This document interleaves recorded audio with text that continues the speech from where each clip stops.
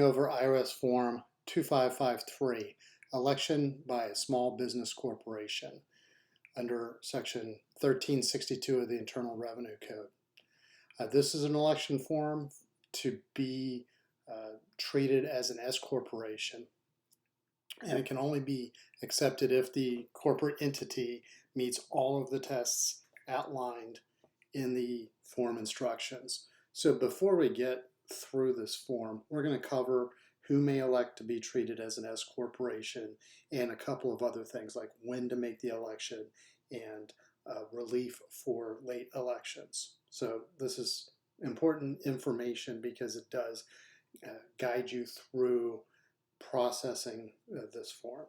So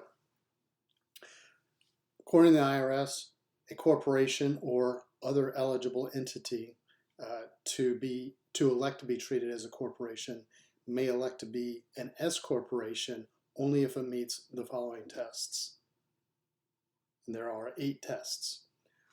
Test 1, it is a domestic corporation or it is a domestic entity eligible to be treated as a corporation that timely files Form 2553 and meets all of the other outline tests. If it's not timely filed, there is relief for late elections, which we'll cover momentarily. Test 2, the entity has no more than 100 shareholders. You can treat an individual and his or her spouse and their estates as a single shareholder for this test. You can also elect to treat all members of a family and their estates as one shareholder for this test. There is additional guidance in Treasury regulations outside the scope of this video, but basically an S corporation has to be a domestic corporation and it cannot have more than 100 shareholders. Test 3, the only shareholders include individuals, estates, exempt organizations as described in either Section 401A or 501c3 or certain trusts. Test 4 has no non-resident alien shareholders other than a potential current beneficiary of an ESBT. If that does not apply to you, then I would not worry about that. So an ESBT is electing small business trust.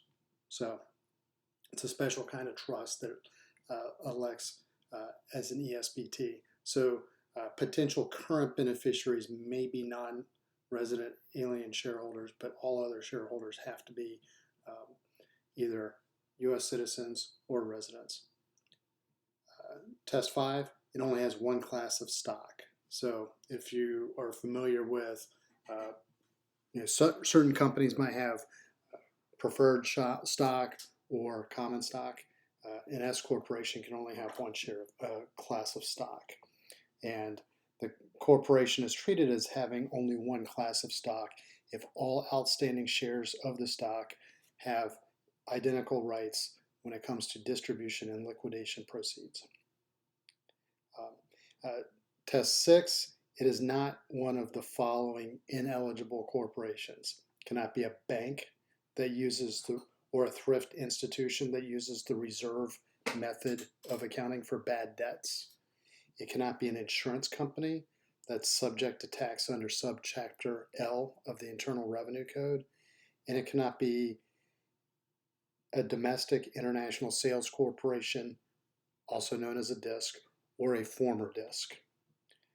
Test 7, it has or will adopt a change to one of the following tax years.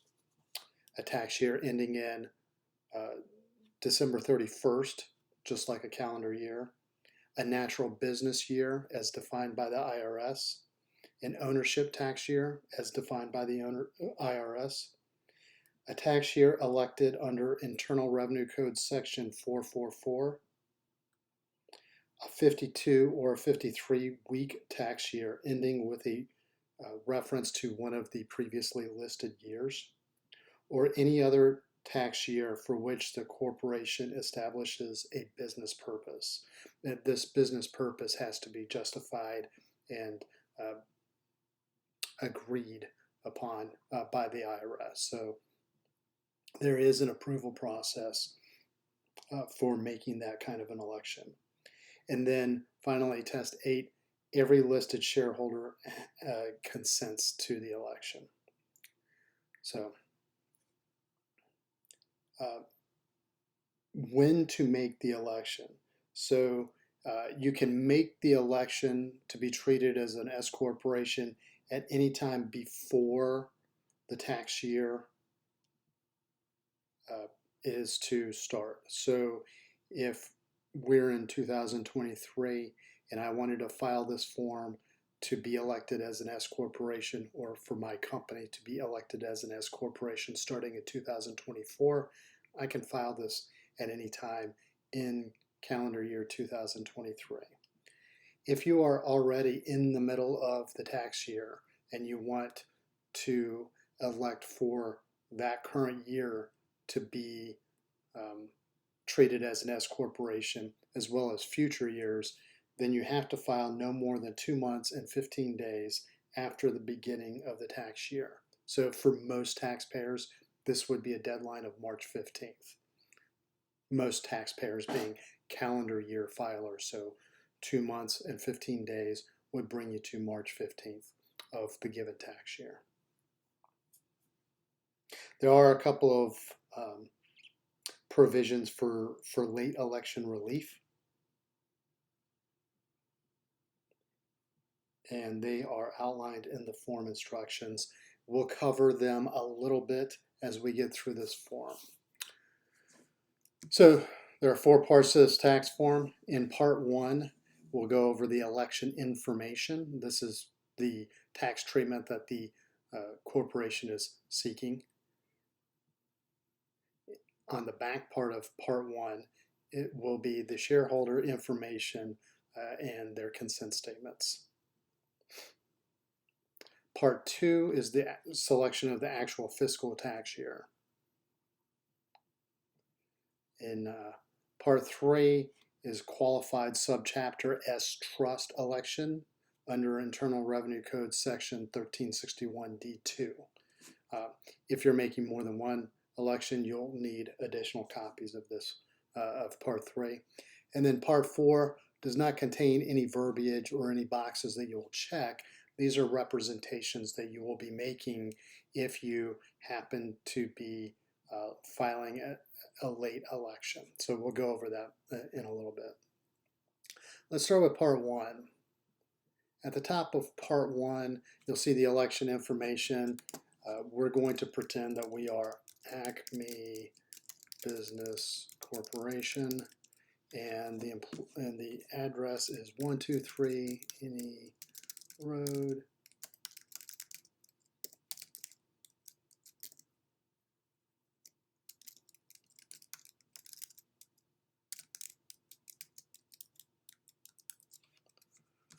So we'll put down our employer number as, and we'll say that this company was incorporated 2 months ago. So we'll list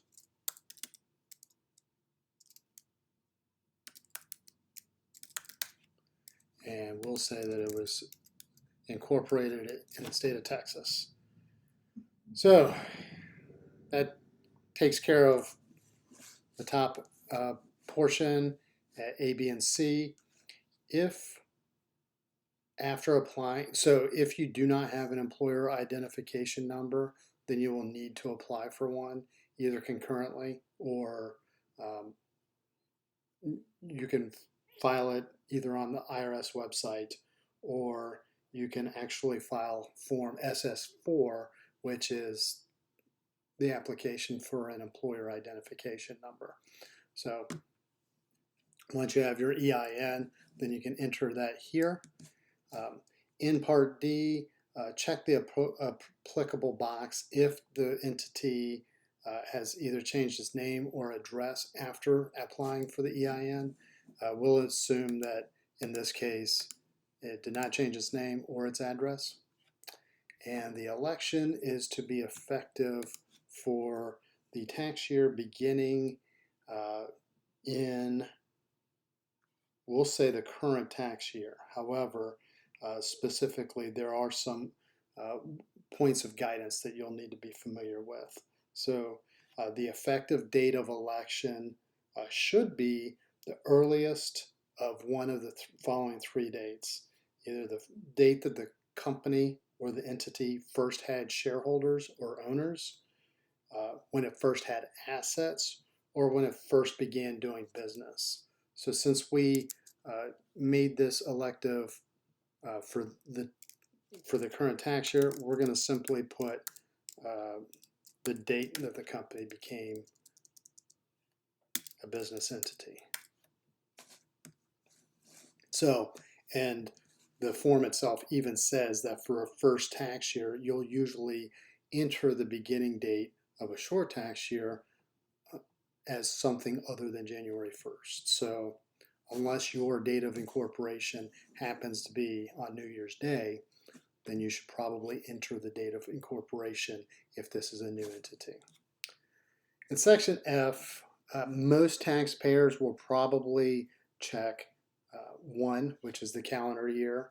You can also check 3 if you have a 52/53 week tax year. As long as it ends in the month of December, that's basically the same as a calendar year. If you decide to have a fiscal year, either because, maybe you're a government contractor and it's easier accounting for you when all of your contracts line up at the same time as the federal government, which would run from October 1st to September 30th of a given year. If there is another natural business year that takes place where most of your receipts are really bundled up at the end of the tax year, then you could select a fiscal year ending, on a date other than December 31st. So that would be either 2 or 4, depending on how long your work year is. If you do select either box 2 or 4, you're going to need to complete part 2, which we'll get to momentarily.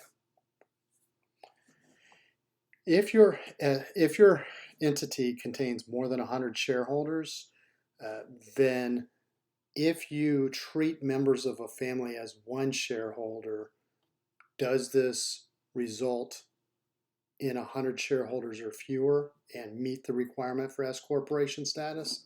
If so, then check this box. If you have less than 100 shareholders, or if treating members of a family does not change, the fact that you still have more than 100 shareholders, then do not check this box.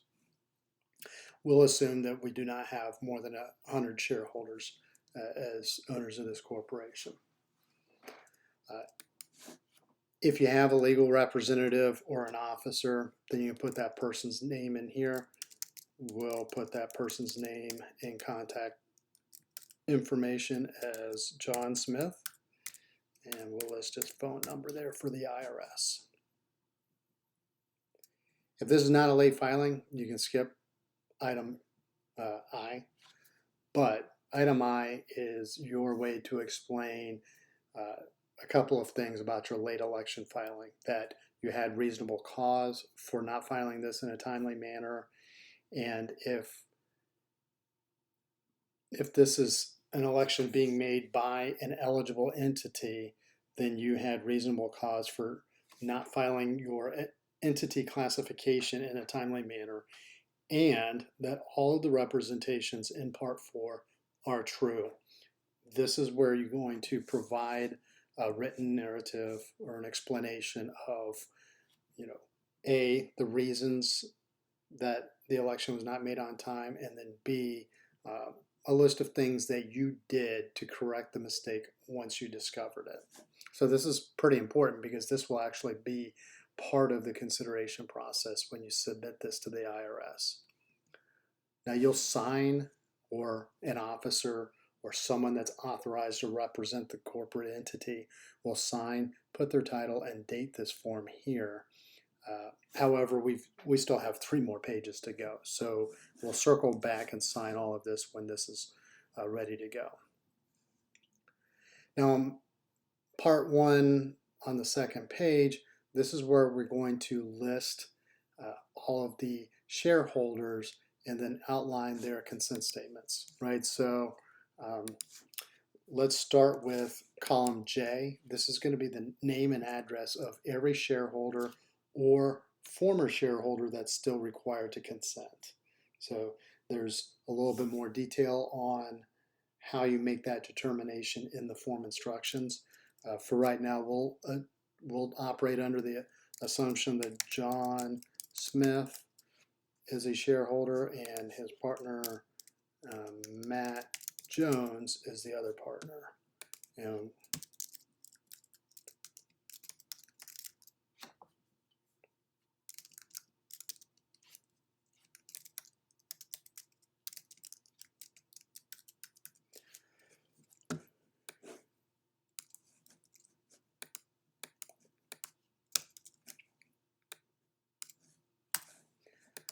Matt and John are neighbors, so we listed their addresses here.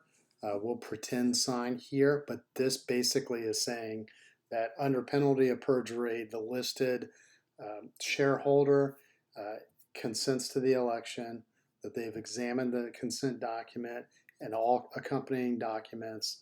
They believe that the facts are true to the best of their knowledge.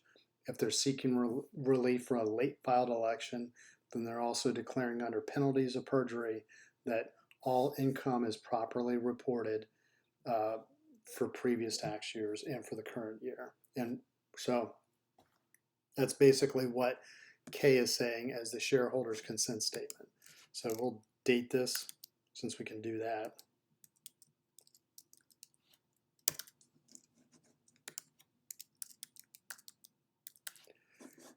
And then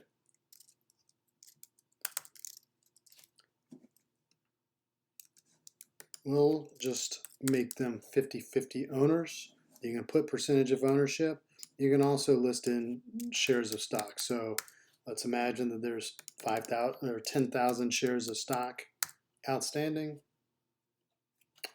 Each person has 50% of the shares, 5,000 each.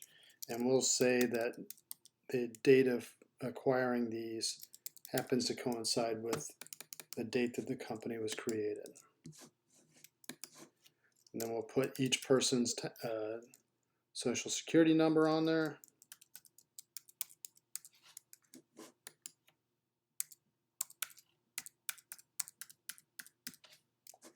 And then we're going to put the date that each shareholder's tax year ends, the month and day.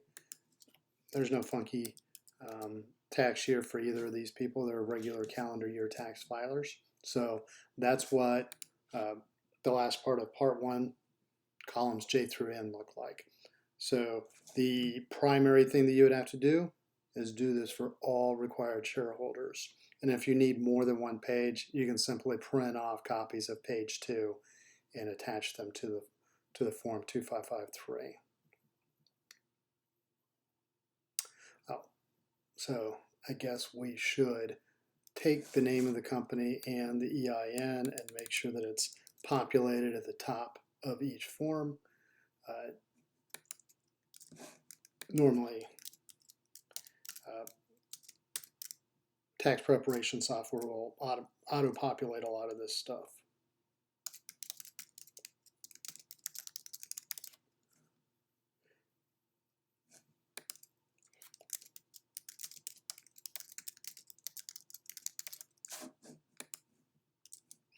And while we're at it, we'll just go ahead and do this for the entire form. All right, one last one.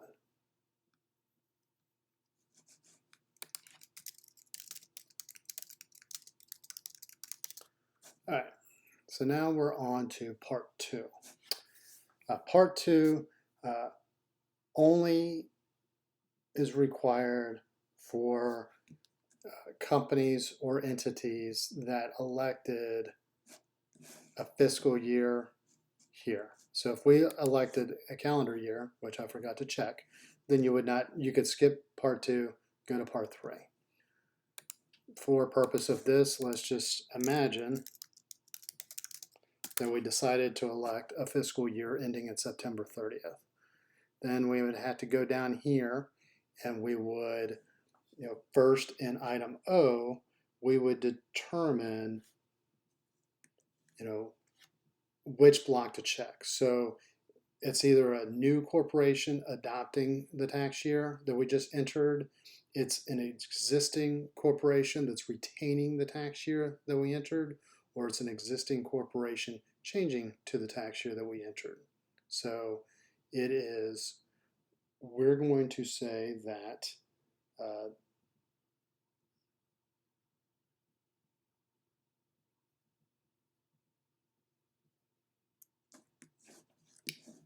we are a new corporation adopting the tax year entered in item F. So we are a new company that is adopting this September 30th as our fiscal year. Now, it's important to note that if you are under examination, if you're before an appeals office, or if you're in tax court, then you cannot obtain automatic approval of a fiscal year under the natural business year or ownership tax year provisions without meeting certain conditions. And there's additional detail in IRS Revenue Procedure 2006-46, which you can find on the IRS website. So we are about to get into box P, which is why I kind of outlined that. If you're using the automatic approval provisions outlined in this revenue procedure, then you would check the applicable box. So a natural business year has to pass what is known as the 25% gross receipts test. So as I previously mentioned, a natural business year might be different from a calendar tax year for a company who does a significant amount of business towards the close of a year, which might be, for example, September 30th, right? So in a natural business year, more than 25% of that company's gross revenue has to occur within the last 2 months of that preceding 12-month period. So there are 3 things that the company must, 3 criteria that the company must meet in order to adopt a natural business year. 1, it has to be able to quantify that the last 2 months of a period consisting of 12 months, so that requested tax year, the last 2 months, gross receipts exceeded 25%. 2, it has to be able to go back several tax years to do that. It has to be able to do that for the 3 previous tax years. So by definition, the IRS instructions say if this company has not existed for at least 47 months and had gross receipts, then it cannot file a natural business year. So it cannot automatically establish a natural business year if it does not have at least 47 months of gross receipts. And then 3, there has to be no other 12-month period that would result in a higher level of gross receipts. For example, if the IRS came back after looking at our books and determined that a year ending in September or June 30th actually had higher gross receipts in the last 2 months of the year than a year ending at September 30th, then you cannot adopt September 30th as that natural business year. You would either have to adopt the calendar year or you would have to adopt the June 30th natural business year as an automatic provision.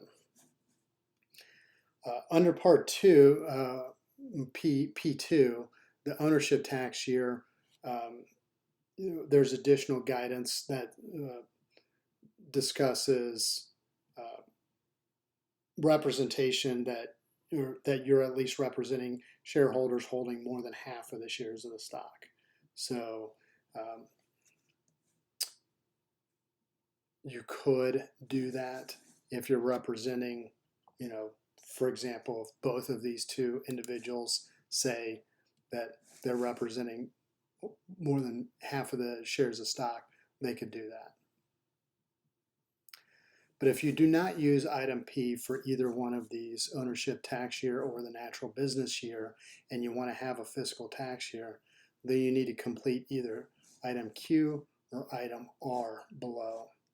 So item Q1 is basically you're applying to the IRS and you're having someone manually evaluate your business, and you're requesting a fiscal tax year based on that business purpose. So if you check 1, you're going to be paying a user fee for the IRS to make that determination.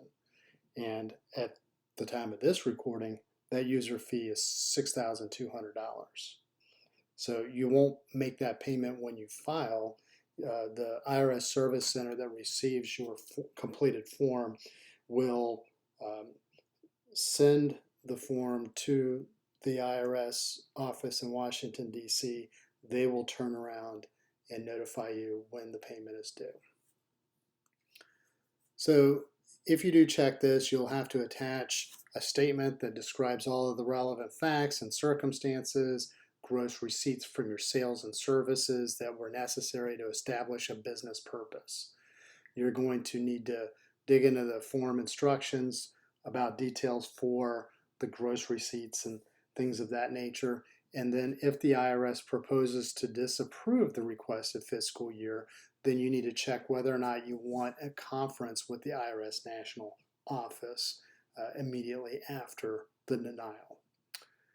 In box Q2, you'll check this to show that the corporation intends to make a backup section 444 election if the business purpose request is not approved. So in some cases, the tax year requested under the backup section might be different from the tax year that's requested under the business purpose. So you're going to need to check the form instructions to make sure you understand what that means should you check that box. And then in Q3, you would check this to show that the corporation will agree to adopt or change to a tax year ending in September or December 31st if that is a requirement for the IRS to accept this election. And remember, probably your primary goal is to be accepted as an S corporation, and then your secondary goal might be to change your tax year to something that more fits the majority of your shareholders. But you would check this box if you're willing to go back to the default December 31st tax year. Don't check it if you're not okay with that. But that might mean that the IRS doesn't give you S corporation status. So in item R, you're going to make the 444 election. If you check box 1, you can also check box R2. So if you check box R1, you're going to need to complete form 8716, which is the election to have a tax year other than a required tax year. You can either mail that separately or you can attach it to this form. I might recommend that you attach it to this form so that it's all in one place. Under R2, this shows that if the IRS deems your corporation is not qualified to make a Section 444 election, box R2, if you check it, simply means that you're willing to accept a December 31st tax year end.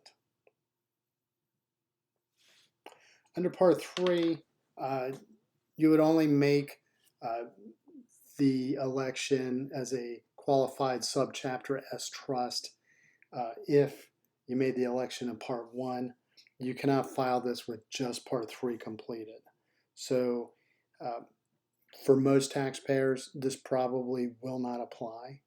Part 3 may be used to make the QSST election only if the corporate stock has been transferred to the trust either on or before the date that the corporation makes its election to be treated as an S Corp.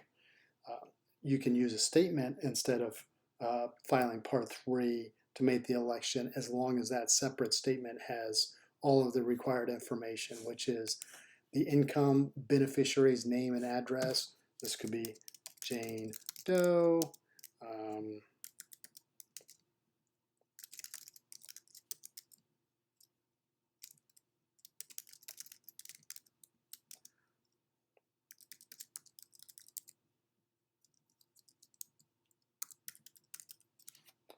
And then you would list the trust name, Jane Doe's QSST, and we'll just put that as the same address here. And then there's an EIN for the trust. We'll just, and then the date on which the stock of the corporation is transferred to the trust. You can put whatever date you want. I'm just using this as an example because it does not meet the facts that we've already laid out in this form. This is simply for you to visualize.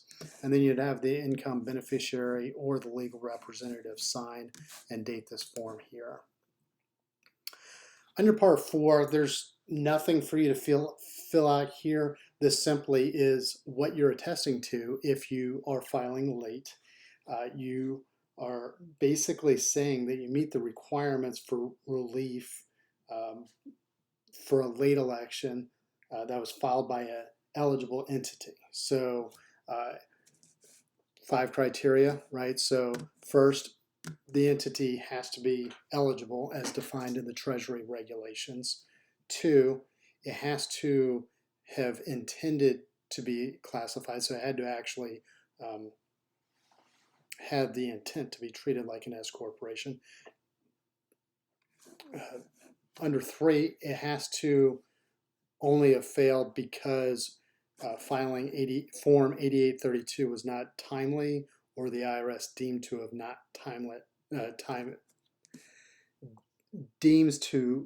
did not deem that this form had been filed. So it was either filed late or the IRS didn't accept the first form.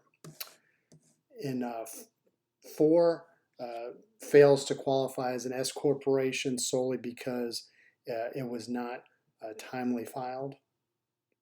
And then 5, it either has filed all required tax returns, it's current on its tax obligations up to the current year, or it's a new company that has not had to file a tax return yet because the due date is not passed. So basically, as long as it's an eligible entity, it's intended to be classified.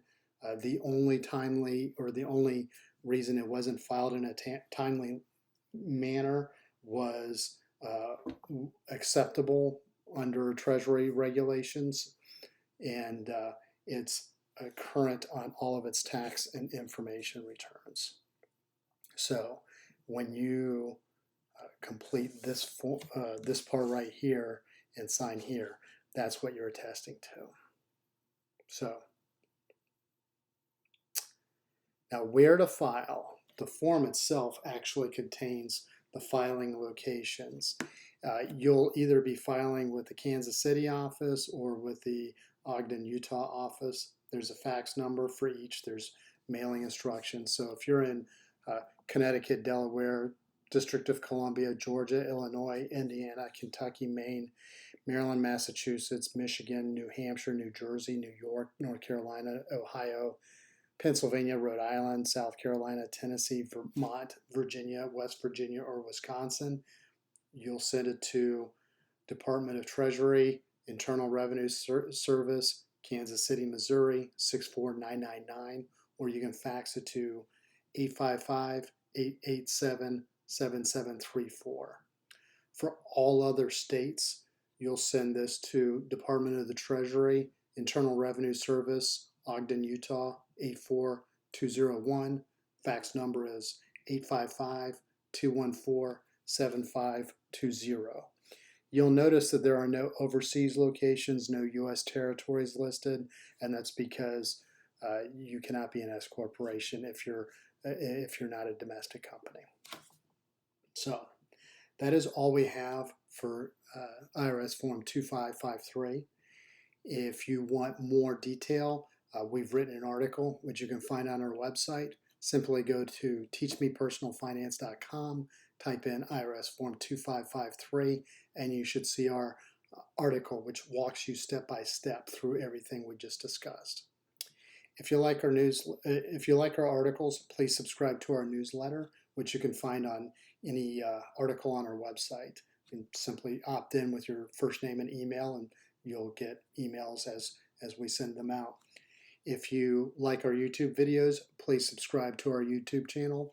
And as always, if you have any questions, comments, or concerns, please post them in the comment section or send me an email directly. Thank you very much and have a good day.